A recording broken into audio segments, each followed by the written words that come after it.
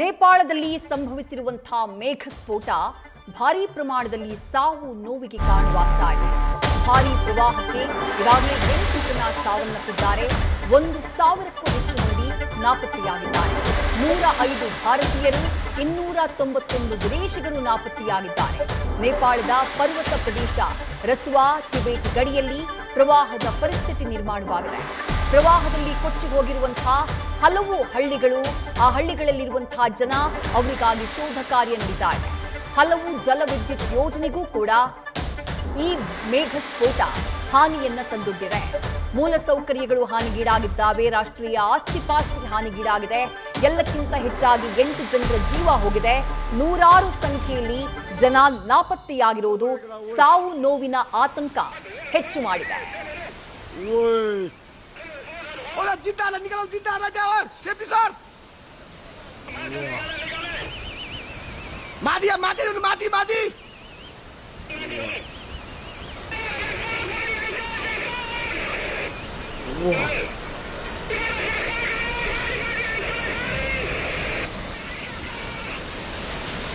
तो बहुत ना आएगा ना मुझे ओए मिशीने लगा दिया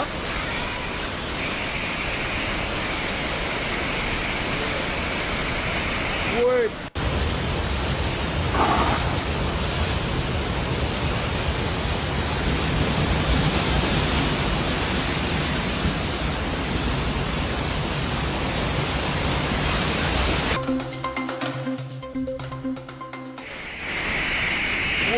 tay một xó bọt kia hết. Ôi cho mai cho ba trâu một kia. Ôi. Wow, ini sih ni ani.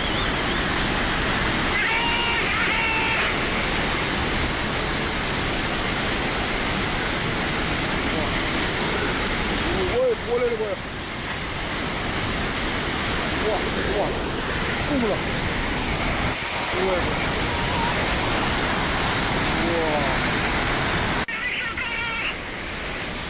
तो बहुत ना आएगा ना मुझे ओए मिशीने लगा दिया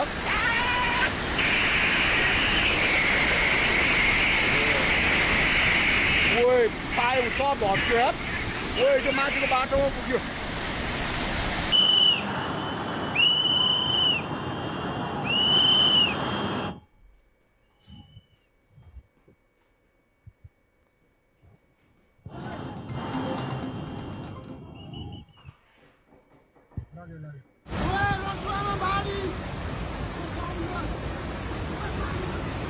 ಭಯಾನಕ ದೃಶ್ಯವನ್ನ ಗಮನಿಸ್ತಾ ಇದ್ದೀರಿ. ಆ ನಡುಭಾಗದಲ್ಲಿರುವಂತಹ ಒಂದು ದೃಶ್ಯ ಸಾಕು, ಜನ ಎಂಥ ಜೀವ ಭಯದಲ್ಲಿ ಎದ್ದು ಬಿದ್ದು ಓಡಿದ್ರು ಅನ್ನೋದು ಆ ದೃಶ್ಯದಲ್ಲಿ ದಾಖಲಾಗಿದೆ. ಆ ಕಟ್ಟಡದಲ್ಲಿ ನೂರಾರು ಸಂಖ್ಯೆಯಲ್ಲಿ ಜನ ಇರ್ತಾರೆ.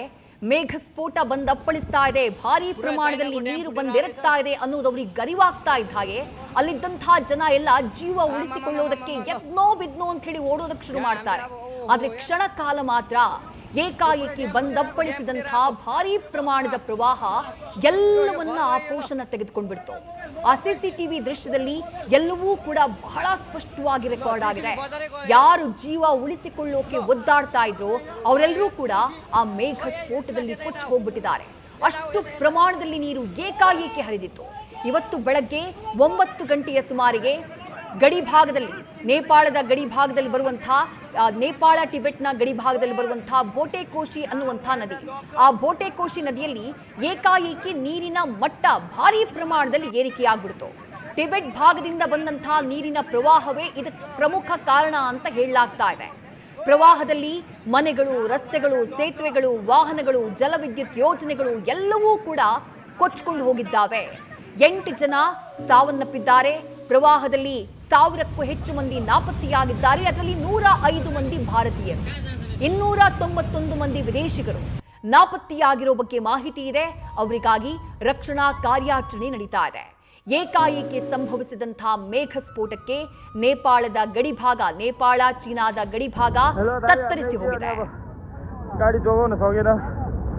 हाम्रो चितवन दोस्रो गाडी यहाँ परेछ. हाम्रो हेलो दाइ, हामीले के भने अब गाडी जोगाउन सकेन. हाम्रो चितवन दोस्रो गाडी यहाँ परेछ. हाम्रो हेलो दाइ, हामीले के भने अब गाडी जोगाउन सकेन। हाम्रो चितवन दोस्रो गाडी यहाँ परेछ हाम्रो। हे भगवान, त्यो कस्तो एउटा घर पनि छैन, केही छैन बेत्रावतीको त। घर त पुरै लिएर आएर यता राखे है। के हेर्ने त्यो मान्छेहरू कहाँ गयो? कहाँको कहाँ पनि छैन नि। सबै बोक्यो के भने यो केही छँदै छैन यार। हिसाबै छैन क्या। त्यो घर त यस्तरी लिएर आउँदो रहेछ। बेत्रावती बजारमा केही छैन। गँदारै छैन नि बेत्रावती। कहाँ छ र खोइ? यति माथि आइपुग्यो, यो पुरै सम्म थियो। ठ्याक्कै यहाँ आइपुग्नु पनि हे भगवान, पुरै त्यो कस्तो एउटा घर पनि छैन, केही छैन बेत्रावतीको त। घर त पुरै लिएर आएर यता राखे है। के हेर्ने त्यो मान्छेहरू कहाँ गयो? कहाँको कहाँ पनि छैन नि। सबै बोक्यो के भने यो केही छँदै छैन यार। हिसाबै छैन क्या। त्यो घर त यस्तरी लिएर आउँदो रहेछ। बेत्रावती ಬಜಾರ್ ಭಯಾನಕ ಮೇಘ ಸ್ಫೋಟದ ಮತ್ತೊಂದು ದೃಶ್ಯವನ್ನ ಗಮನಿಸ್ತಾ ಇದ್ದೀರಿ. ವಾಹನಗಳನ್ನ ಪಾರ್ಕ್ ಮಾಡಿದಂತಹ ಜಾಗ ಬಸ್ ನಿಲ್ದಾಣದ ರೀತಿ ಕಾಣಿಸ್ತಾ ಇದೆ. 10 ಬಸ್ಗಳಿದ್ದಾವೆ. ಜನರಿಗೆ ಮಾಹಿತಿ ಸಿಕ್ಕಿದೆ, ಭಾರಿ ಪ್ರಮಾಣದಲ್ಲಿ ನೀರು ಬಂದಪ್ಪಳಿಸ್ತಾ ಇದೆ ಅಂತ ಹೇಳಿ ಜನ ಜೀವ ಉಳಿಸಿಕೊಳ್ಳುವುದಕ್ಕೆ ಅಂತ ಹೇಳಿ ಆ ಜಾಗದಿಂದ ಓಡೋದಕ್ಕೆ ಶುರು ಮಾಡ್ತಾರೆ. ಒಂದಿಷ್ಟು ಜನ ಪಾಸ್ ಆದ್ರೂ ಏನೋ, ಅಷ್ಟರಲ್ಲಿ ಭಾರಿ ಪ್ರಮಾಣದಲ್ಲಿ ನೀರು ಸಮುದ್ರದ ಅಲೆಗಳ ರೀತಿ, ಆಳೆತ್ತರದ ಅಲೆಗಳ ರೀತಿ ಏಕಾಏಕಿ ಬಂದು ಅಪ್ಪಳಿಸಿ ಬಿಡುತ್ತೆ. ಅಲ್ಲಿದ್ದಂತಹ ವಾಹನಗಳೆಲ್ಲವೂ ಕೂಡ ತರೆಗೆಲೆಗಳ ರೀತಿ ಕೊಚ್ಕೊಂಡು ಹೋಗ್ಬಿಡ್ತವೆ. ಆ ನೀರಿನ ಆರ್ಭಟಕ್ಕೆ, ಆ ವರುಣಾರ್ಭಟಕ್ಕೆ, ನೀರಿನ ಮಹಾನ್ ಫೋರ್ಸ್ಗೆ ಎಲ್ಲವೂ ಕ್ಷಣಾರ್ಧದಲ್ಲಿ ಕೊಚ್ಕೊಂಡು ಹೋಗ್ಬಿಡ್ತು. ಭಯಾನಕವಾದಂತಹ ದೃಶ್ಯಗಳು. ಸುಮಾರು ಬೆಳಗ್ಗೆ 9 ಗಂಟೆಯ ಸುಮಾರಿಗೆ ಸಂಭವಿಸಿರುವಂತಹ ಮೇಘ ಸ್ಫೋಟ ಇದು. ನೇಪಾಳ ಟಿಬೆಟ್ನ ಗಡಿ ಭಾಗದಲ್ಲಿ ಭಾರಿ ಪ್ರಮಾಣದಲ್ಲಿ ಜೀವಹಾನಿಯಾಗಿದೆ. ಸಾವಿನ ಸಂಖ್ಯೆ ಮತ್ತಷ್ಟು ಏರಿಕೆಯಾಗುವಂತಹ ಆತಂಕ ಇದೆ. ಸೇತುವೆಗಳು ಕೊಚ್ಕೊಂಡು ಹೋಗಿದ್ದಾವೆ. ಭಾರಿ ಪ್ರಮಾಣದಲ್ಲಿ ಮೂಲಸೌಕರ್ಯಕ್ಕೆ ಹಾನಿಯಾಗಿದ್ದು ಆ ದೃಶ್ಯಗಳನ್ನು ಗಮನಿಸ್ತಾ ಇದ್ದೀರಿ. ಸುಮಾರು 25 ಮಂದಿಯನ್ನ ಇದುವರೆಗೆ ರಕ್ಷಣೆ ಮಾಡಲಾಗಿದೆ. 14 ಹೆಲಿಕಾಪ್ಟರ್ಗಳನ್ನು ಬಳಕೆ ಮಾಡಿದ್ದಾರೆ ರಕ್ಷಣಾ ಕಾರ್ಯಾಚರಣೆಗೆ. ಆದರೆ ಭಾರಿ ಪ್ರಮಾಣದಲ್ಲಿ ನೀರು ನಿಂತಿರುವಂತಹ ಕಾರಣಕ್ಕಾಗಿ ರಕ್ಷಣಾ ಕಾರ್ಯಾಚರಣೆಗೆ ಹೆಲಿಕಾಪ್ಟರ್ನ ಬಳಸಿದ್ರೂ ಕೂಡ ಯಾವುದೇ ರೀತಿಯಾದಂತಹ ಪ್ರಯೋಜನ ಆಗ್ತಿಲ್ಲ ಅನ್ನುವಂತಹ ಮಾಹಿತಿಯೂ ಕೂಡ ಲಭ್ಯವಾಗ್ತಾ ಇದೆ. ನೇಪಾಳದ ಸೇನೆ, armed police force, Nepal police ಎಲ್ಲರೂ ಕೂಡ ಸದ್ಯ ರಕ್ಷಣಾ ಕಾರ್ಯಾಚರಣೆಯಲ್ಲಿ ತೊಡಗಿದ್ದಾರೆ.